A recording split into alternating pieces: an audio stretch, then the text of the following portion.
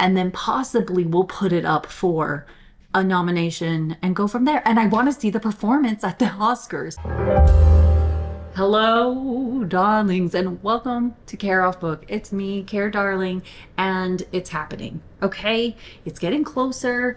Wicked Part 2 for good. Oh my God! Okay, it's happening. Everybody stay calm. What's the procedure, everyone? What's the procedure? Stay calm! And so this episode, I just want to talk about what are the updates? What do we know so far? Definitely want to go get a popcorn bucket, but more importantly, bring your tissues to the theater. I do not think we are going to be okay. Everybody calm down! That's it. That's my disclaimer about this movie I haven't seen yet. I just feel it that if part 1 made me cry multiple times and that's supposed to be the happier part, we're done for. Okay, let's get into the episode. So first off, you heard me. This isn't Wicked Part 2. There's an actual name to it, and it is For Good. And yes, that's a direct nod to the iconic Glinda Elphaba duet we all sobbed through. Now, I'm not going to lie, I actually wanted the title to be No Good Deed, but I get it. I've come around, I understand. The title For Good is giving emotional resolution, it's giving legacy, it's giving final bow. This movie isn't just about finishing the plot, it's about reckoning with what's been lost and what these characters meant to each other. Something I think is really interesting is the fact that Wicked was supposed to come out November 26th, 2025, and now it's actually coming out November 21st, 2025. And it's because Zootopia 2 is coming out on that date. So listen, if it's coming out earlier, I'm totally fine with that. But I just think it's really interesting that, Universal did that. Stephen Schwartz, our musical wizard. The wizard will see you now. Has written 2 new songs just for the movie. One is for Elphaba, co-written with Cynthia Erivo, and explores the themes of home. And then there's Girl in the Bubble for Glinda, which already has me spiraling in the best way. According to Jon M, these aren't filler songs. They're deeply rooted in each woman's emotional journey. And I truly love this, and I really appreciate this, because if you've been following me for a while, I've talked about how music, especially in musicals, have a purpose. Even if the purpose is so someone can have a quick change before coming out. And it isn't about coming in and just being like, well, it sounds good and people are dancing. No, there's like the songs in the musical is supposed to help us as an audience understand the character, their motive, and also it literally could be like a scene for us to understand, like, where is the plot going. So I really appreciate that with Jon M, which makes me excited. An example of where I think things went wrong for a movie musical is the live action Beauty and the Beast. And that's because if you know the Broadway version of Beauty and the Beast, the additional songs in there, beautiful. If I Could Love Her, oh my gosh. So good. So when the live action movie happened and they switched it out forevermore. I'll fool myself, she'll walk right in and be with me forevermore. Side note, it could be because they, right at the Oscars, that songs that are already out there cannot be nominated for an Oscar. So I think this is what they do in order to like possibly get some Oscar nominations.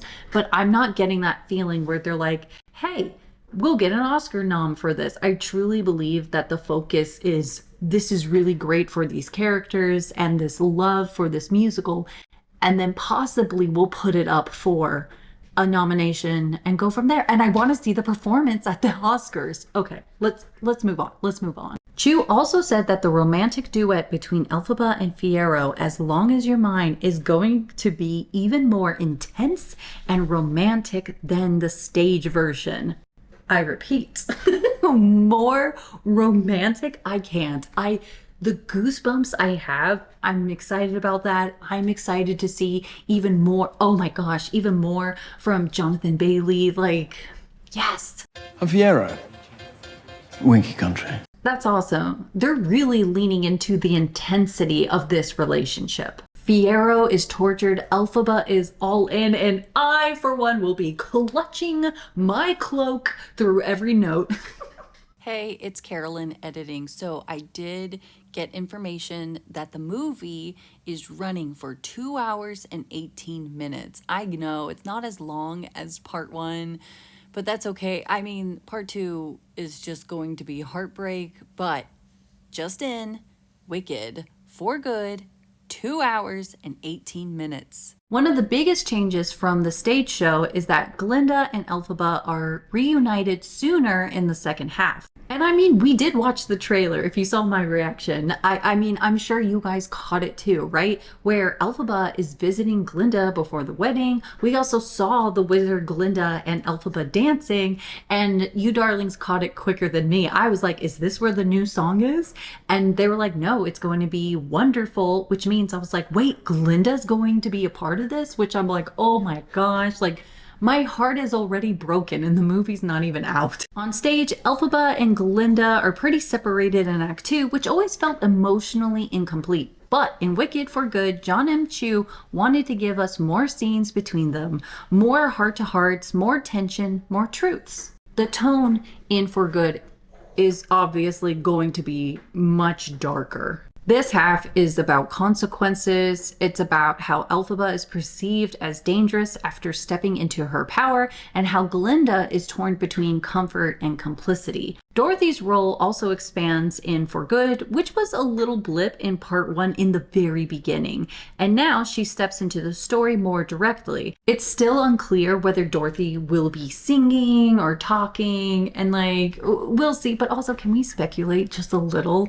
A lot of people think that the actress who played Matilda in the movie musical, she also played that like ballerina vampire. Like, she's so talented. A lot of people speculate that it's her that's playing Dorothy, and it's all because there was that thing where she like walked up to Ariana and Cynthia and they like gave each other hugs, but the way that they hugged each other wasn't like, oh my gosh, I'm a fan, so nice to meet you. It was like, oh my gosh, so good seeing you, because we work together. So I think that would be really cool. I'm excited. Marissa Bowe's performance as Nessa Rose has been getting buzz. Her character storyline around the silver slippers is getting reimagined in a way that avoids the whole fixing disability trope. Instead, it focuses on magic as a tool, not a moral lesson. I did do an episode on this because I was like, oh, this is really interesting. Also, who knows what will happen in the movie, but even Stephen Schwartz was saying that there is another romantic interest and stuff. So yeah, check out that episode if interested to talk more about this topic. I would love to know your thoughts about Wicked for Good. Like, are you worried about the changes? Are you all in for the songs? And will you be belting No Good Deed all week? Because listen, I will. I'm obviously just so excited. This really is a musical connected to like my childhood heart. And yeah, of course, like I can't even, there's no words I can actually put into how I'm feeling about this. And I have a feeling I'm going to be devastated when the movie is complete.